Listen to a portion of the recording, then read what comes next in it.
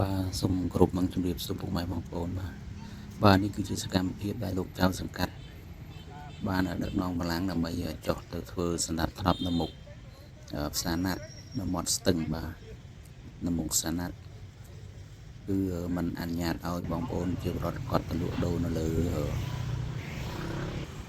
កន្លែងចតរថយន្តទេបាទព្រោះអីនៅកន្លែងហ្នឹងឥឡូវហ្នឹងគឺសម្រាប់តែ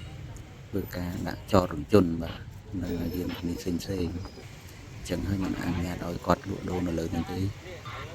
ចឹងដូចបងប្អូនឃើញស្រាប់ហើយនេះគឺជាសកម្មភាពដែលគាត់បានលក់ដូរនៅលើនោះ